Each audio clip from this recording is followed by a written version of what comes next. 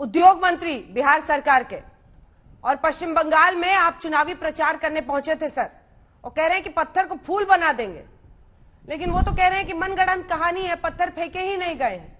क्या होगा आपका जवाब शाहनवाज? क्या हुआ था? देखिए, पहली बात तो यह है कि मैं बंगाल में बहुत दिनों से कैंपेन कर रहा हूं। कल भी मैं जब वहां पर गया था तो फवाद हकीम साहब की सभा थी। मैंने कहा उनकी सभा के बाद मीटिंग कीजिए, हमारा परमिशन था। मैं सीआरपीएफ कवर हूं, Y+ में हूं। हमने पूरी तरह उनको सूचना दी थी। और आप जानते हैं कि मैं बहुत संयमित व्यक्ति के तौर पर राजनीति करता हूं। मैं जब वहां पर गया तो मैं अपनी बात रख रहा था, राजनीति में बात रखने का हक है, लेकिन वहां पर इतनी बड़ी भीड़ थी। उसके बाद एक गली से टीएमसी के लोग पूरी ताकत से आए। पहले तो वो हंगामा कर रहे थे, गाली गलौज कर रहे थे। उसके बाद मैं वहां पर बोलता रहा और ये सब रिकॉर्ड पे है। जब वो वहां से पत्थर चलाए तो हमारे एक वर्कर को लगा और मैंने वो पत्थर हाथ में लिया और मैंने संयम बरता। मैंने वहां पे कहा कि पत्थर को फूल बना देंगे और पश्चिम बंगाल में कमल फूल खिला देंगे। तुम पत्थर मारो, लेकिन हम पत्थर का जवाब फूल से देंगे, क्योंकि हम कमल के फूल वाले पार्टी हैं, हम पत्थर वाले पार्टी नहीं है। और दूसरी बात अंजना जी, मैं कहीं एक दिन पहले भी गया था राजीव बनर्जी साहब के क्षेत्र में, तो पूरा ग्रिल लगा दिया, लोहे के बड़े बड़े गाटर लगा दिए, 200 पुलिस वाले थे। और ये कहा गया कि नहीं शाहनवाज साहब आप अंदर नहीं जा सकते, आपके जाने से कानून व्यवस्था का खतरा होगा। एसपी आए, मैंने पूछा मैं कोई बाहुबली हूं, मेरे जाने से क्या कानून व्यवस्था का खतरा होगा? तो उन्होंने मुझे रोक दिया। दूसरे दिन मैं छोड़ गया।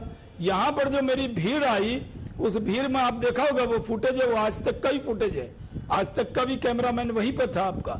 वो बहुत गली में हमला कर रहे थे। सिर्फ 4 वहां बंगाल पुलिस सादी वर्दी पहनती है, सफेद रंग का कपड़ा, तो मुझे लगा कि वो वहां खड़े थे, वो एकदम हमला पे उतारू थे।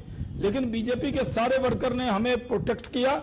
मैं खुद वहां से थाने में गया तो कह रहे हैं और मैंने पुलिस वाले से पूछा कि आपने सिक्योरिटी क्यों नहीं लगाई वहां? वो कह रहे हैं कि तो आप उन्होंने कहा भड़काऊ बातें कर रहे हैं प्रधानमंत्री की बीजेपी के रैली नेता शाहनवाज जी। वो कह रहे हैं भड़काऊ बातें कर रहे हैं आप लोग, इसलिए इस तरह की घटना होती है। मैं भड़काऊ? अंजना जी, कभी मैं भड़काऊ और शाहनवाज हुसैन कभी आपने सुना है? कभी? मैं तो कई महीनों के बाद आपके टेलीविजन चैनल पर आया हूं और शायद उद्योग मंत्री बिहार का बना हूं, तो पहली बार ही आपसे टेलीविजन पे ही मुलाकात हो रही। मैं तो संयम वाला व्यक्ति हूँ। मैंने जी नहीं, मैंने कहा कि नहीं, मैं पार्टी का प्रचार कर रहा हूँ। आसाम गया, केरल गया, कहीं कोई दिक्कत नहीं हुई।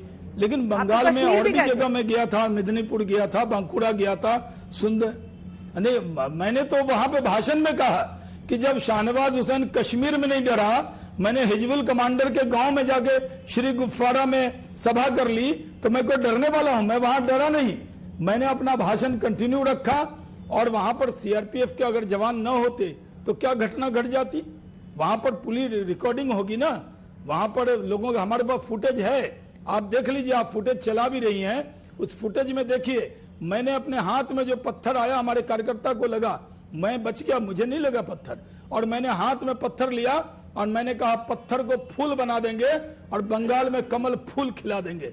हमें पत्थर मारो, हम तुम्हें फूल देंगे। ये कहा हमने कोई भड़काऊ बात है क्या ये? और थाने में जब मैं गया, खुद उमेश राय जो हमारे उम्मीदवार हैं, हाँ, तो मैंने पूछा कि भाई आप क्यों नहीं थे वहां पर, इंतजाम क्यों नहीं था? हाँ। तो उन्होंने कहा कि नहीं, हम प्रधानमंत्री की रैली में गए थे, फोर्स कम था।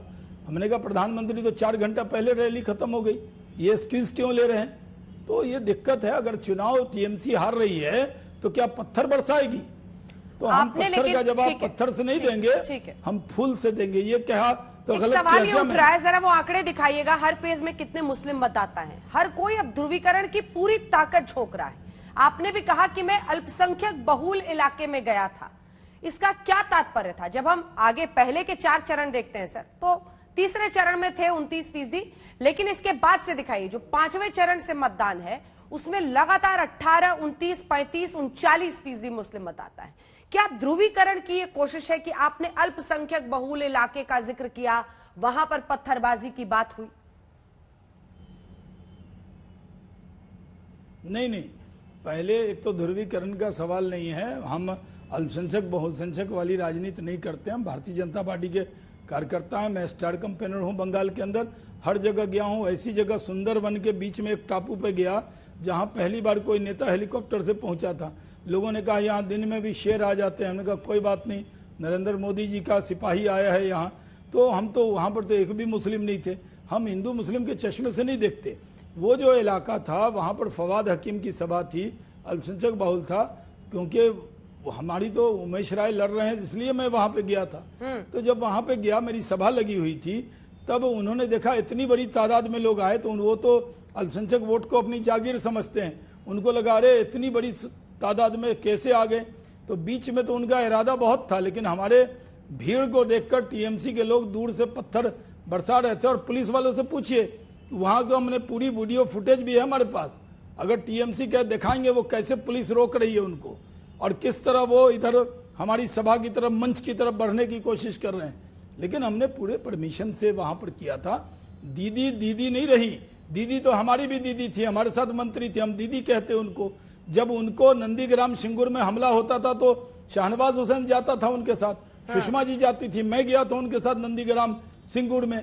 अब दीदी जो है बुआ हो गई है। बुआ भी पूरे बंगाल की नहीं रही, सिर्फ अभिषेक की बुआ हो गई। इसलिए मैं कहता हूँ दीदी ऐसी नहीं थी, अब दीदी दीदी नहीं रही, बुआ हो गई। एक आखिरी सवाल पूछ रही हूँ। प्रधानमंत्री ने कहा कि दीदी भी अब हार देकर मुस्लिमों से बचाओ बचाओ कह रही हैं।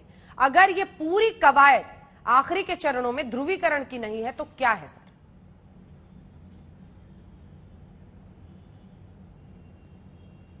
देखिए, ध्रुवीकरण कौन कर रहा है? हम एकदम नहीं कर रहे हैं। हम तो सबका साथ, सबका विकास, सबके विश्वास वाले लोग हैं। हम बंगाल के विकास के लिए वोट मांग रहे हैं। ध्रुवीकरण तो टीएमसी कर रही है।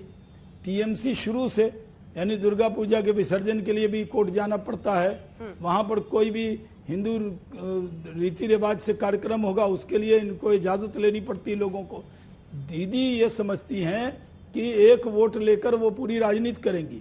ध्रुवीकरण का सवाल ही नहीं है, लेकिन टीएमसी ध्रुवीकरण करना चाहती है तो बंगाल की जनता जवाब देगी। प्रधानमंत्री जी ने तो साफ तौर पे कहा, दीदी ने कहा सारे मुस्लिम भाई इकट्ठे हो जाओ। कहीं इस तरह का बयान देना चाहिए? हमने अगर उस बयान की आलोचना की है तो हमने ध्रुवीकरण की कोशिश नहीं की। हम चाहते हैं कि बंगाल में निष्पक्ष चुनाव हो। बंगाल के लोग माँ माटी मानुष के नाम पर जिन्होंने दीदी को वोट दिया था, वो दीदी को अपना मानते थे। आज दीदी सिर्फ बुआ बन गई हैं, और वो भी एक अभिषेक की बन गई हैं। पूरे बंगाल की जनता से जो उम्मीद थी उसको पूरी तरह तोड़ दिया है। तो ध्रुवीकरण वो कर रही है। भारतीय जनता पार्टी ध्रुवीकरण में कोई यकीन नहीं रखती।